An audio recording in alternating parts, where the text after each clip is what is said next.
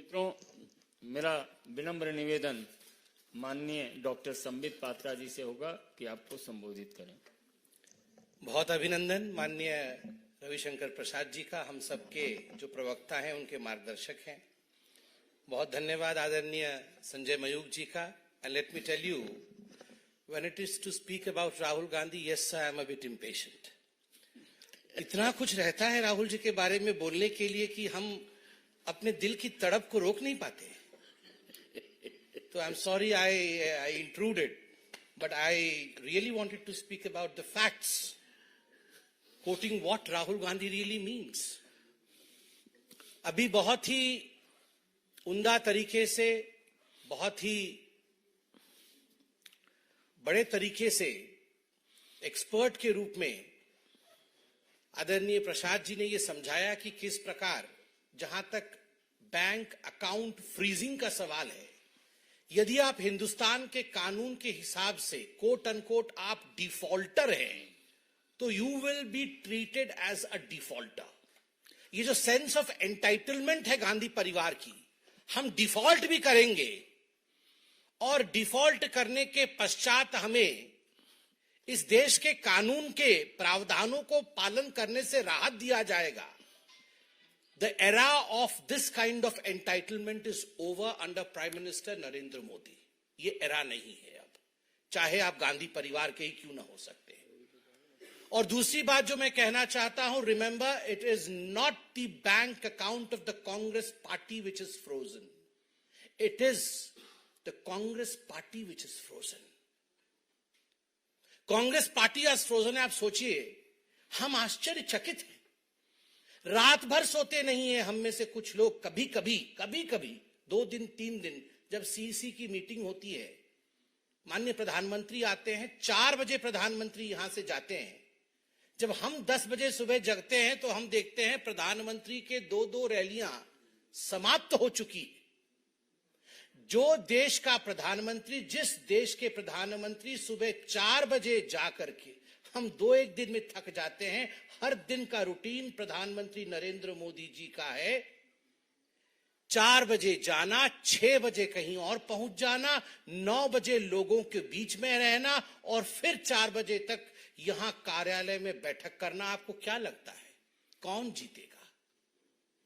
पसीना और मेहनत, पीएम, पी से पसीना, एम से मेहनत। पसीना बहाया है मोदी जी ने, मेहनत की है मोदी जी ने। जीत पसीना और मेहनत की होती है, पीएम ऐसे ही कोई नहीं बन जाता है।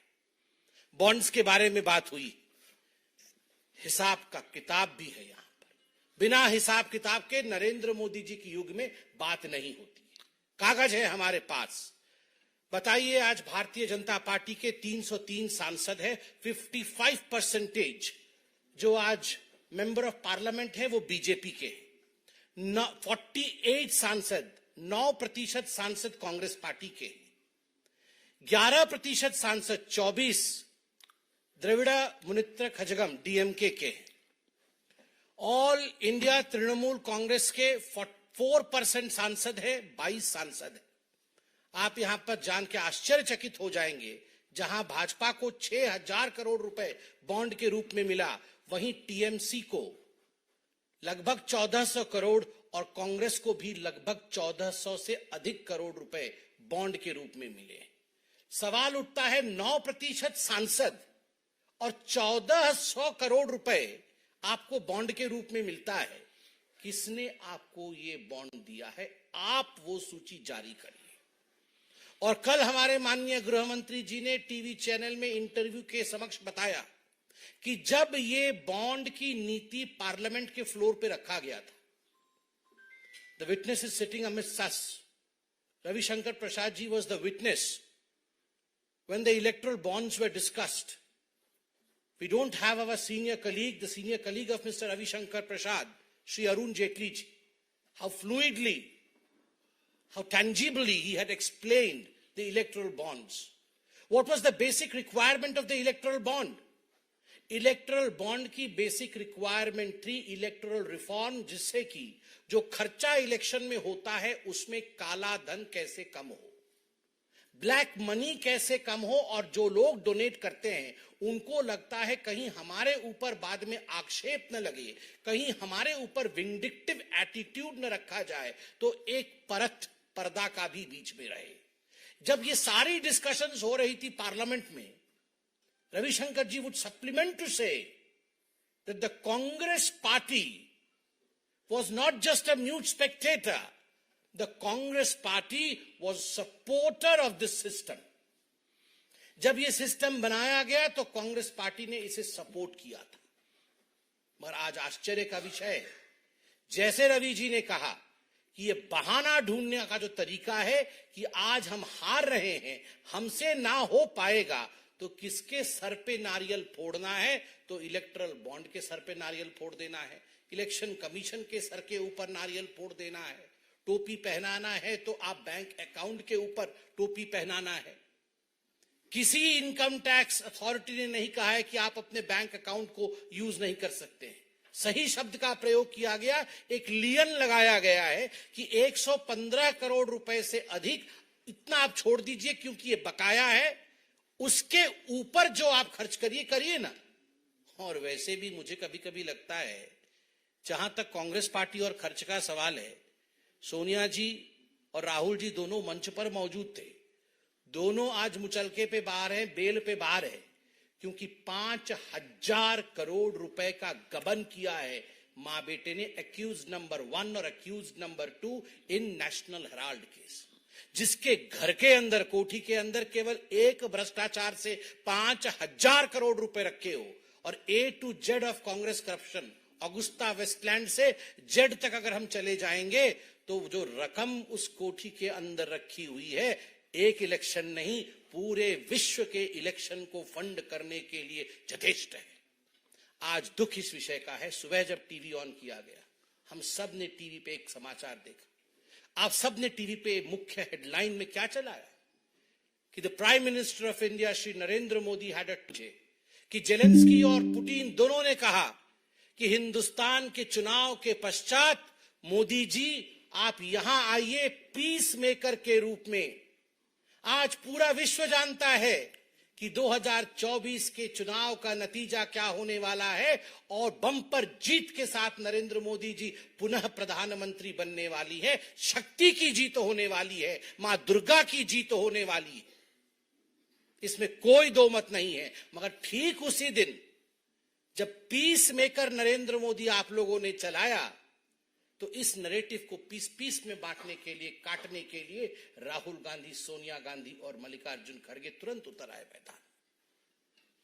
When peans were being sung for India's greatness, जब hymns were being sung for India's greatness and India's democracy worldwide, the Congress descends, choose to descend, not to defend India, but to defame India.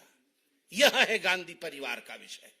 और मुझे तो आश्चर्य होता है संजय जी, 2 बिहार एक उड़ीसा है, ये गाड़ी नहीं चल पाएगा भैया। वो जो राहुल गाड़ी है उनमें फ्यूएल नहीं बा, फ्यूएले नहीं बा।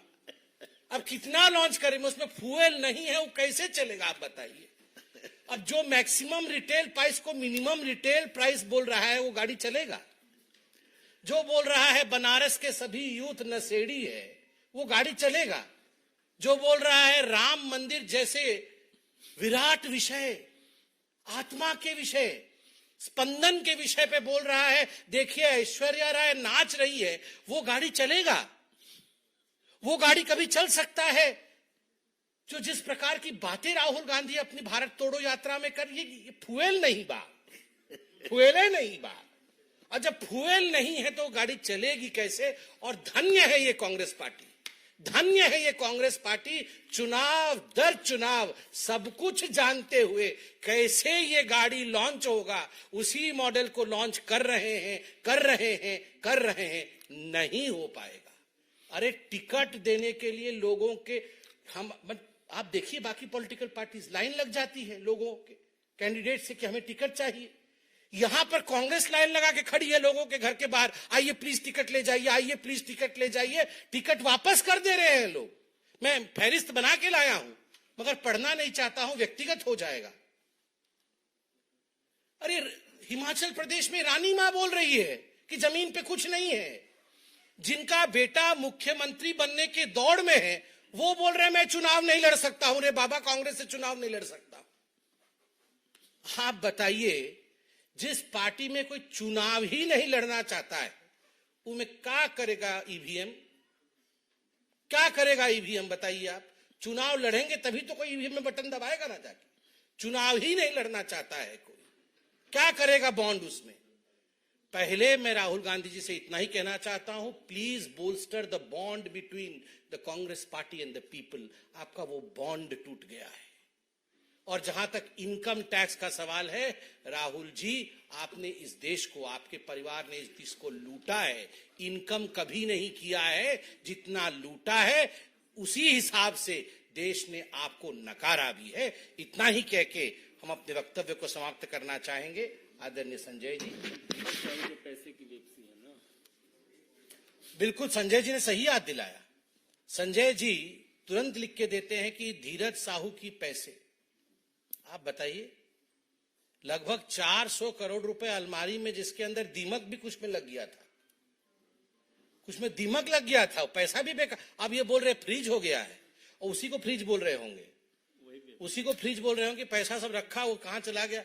अब बताइए, आप 400 करोड़ रुपए अलमारी में बंद कर करके रखिएगा तो आईटी का रेड और ईडी का रेड होगा कि नहीं होगा? और आज आप ईटी, आईटी, जितने भी सीबीआई इत्यादि सबको खराब बोल रहे हैं। हम लोग सीना ठोक के कहेंगे ये बदला हुआ हिंदुस्तान है। अगर धीरज साहू के अलमारी से 400 करोड़ रुपए निकलेंगे तो यहां की एजेंसियां आंख बंद करके नहीं बैठेगी, आंख खोल करके कार्यवाही करेगी, क्योंकि ये पैसा गरीबों का है, हिंदुस्तानियों का है, और ये काम हिंदुस्तान में लगेगा। ये पैसे का काम हिंदुस्तान में लगेगा। इतना ही कह के अपने वक्तव्य को समाप्त करते हैं। धन्यवाद। Friends, before we take questions, एक बात मुझे और, राहुल गांधी जी अमेठी से लड़ने की हिम्मत क्यों नहीं कर पा रहे हैं? अब तो इतना मामला नजदीक हो गया, वायनाड की सेफ्टी में जा रहे हैं, तो आप तो खुद ही चुनाव से भाग रहे हैं, आपके साथी भाग रहे हैं, और आप देश को ज्ञान दे रहे हैं। चलिए मित्रों, एक एक करके हम प्रश्न लेंगे। सबसे पहले रविकांत राय, टाइम्स नव भारत।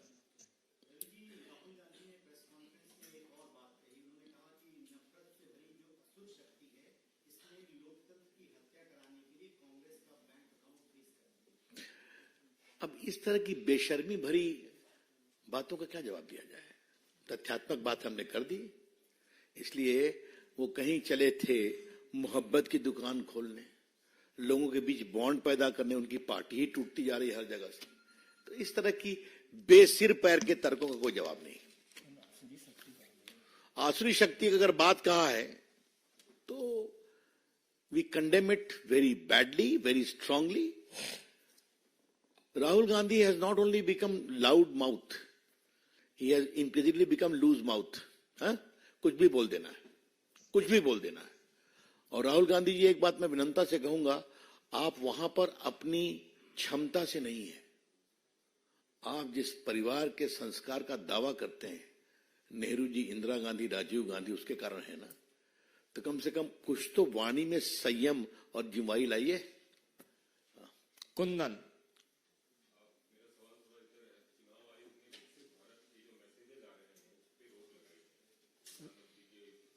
अब चलिए इसको लेंगे बाद में, अलग से बात करेंगे। अरुण, CNN।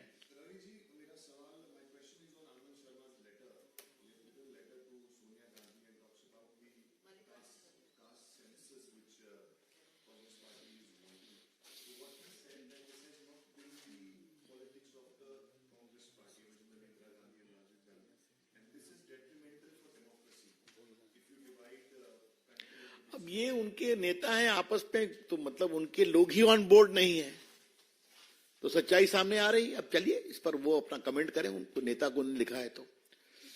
और any other question? Anand ji.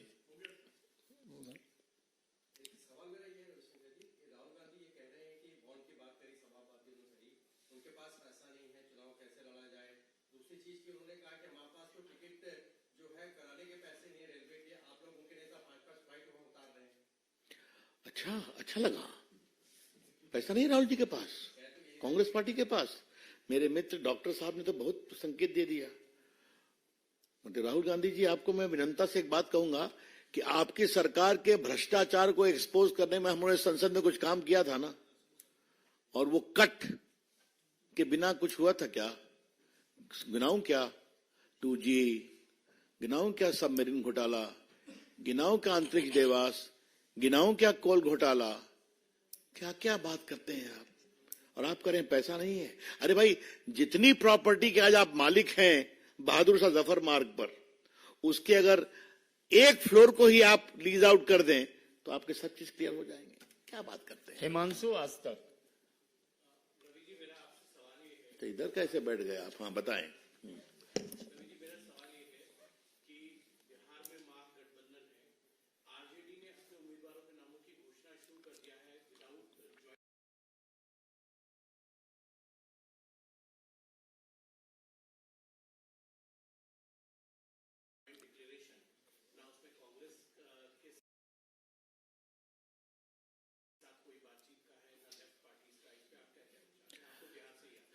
भाई यही सच्चाई है न, जब कोई नेता हो, न नियत हो, न नीति हो, न समझदारी हो, तो ये तो होना ही होना है। और चले हैं मोदी जी को रोकने के लिए। और देखिए, बिहार में जितने एलाइज थे उनके समझदारी बना के कौन कितना लड़ेगा और किस सीट से लड़ेगा घोषणा कर दी गई। तो ये उनकी समझदारी है। Devendra, India TV.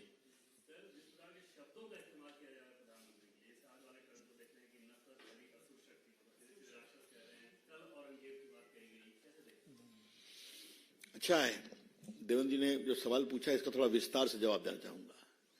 इतनी बार आपको मोदी जी ने कहा है जितना गाली पढ़ोगे उतना ही कमल खिलेगा, और ये आप आज से नहीं कह रहे हैं, जब से वो गुजरात के चीफ मिनिस्टर है तब से कह रहे हैं।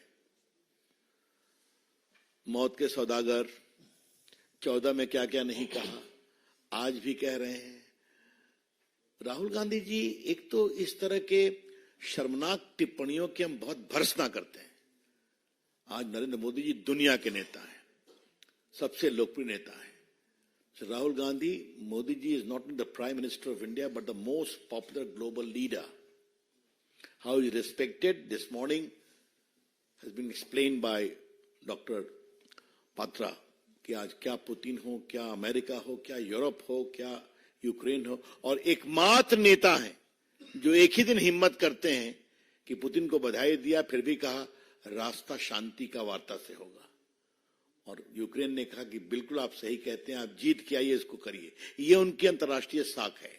अब उसके बारे में औरंगजेब कहना, क्या मतलब है इसका? आप जितना कहिएगा उतना ही मोदी जी का कमल खिलेगा, उतना ही मोदी जी के प्रति स्नेह बढ़ेगा। लेकिन राहुल गांधी, आपके और आपके मित्रों की हताशा अब इस हद तक बढ़ गई है कि इस चुनाव को आपने सिर्फ गाली गलौज बना दिया है। जनता देखेगी, इसका जवाब देगी। अंत में संबित पात्रा जी कुछ आहत हैं। वो आसुरी शक्ति पे मुझे कहना है, मैं रोक नहीं पाया अपने आप को, तो अनुमति लेकर बिल्कुल बोलो। जिस प्रकार के शब्दों का प्रयोग आज माननीय प्रधानमंत्री, भारतीय जनता पार्टी और हिंदुस्तान के लोकतंत्र के गढ़ों के लिए किया गया है। बंधुगण, आप आज सामने बैठे हैं, मीडिया को भी आज आसुरी शक्ति पुकारी गई है।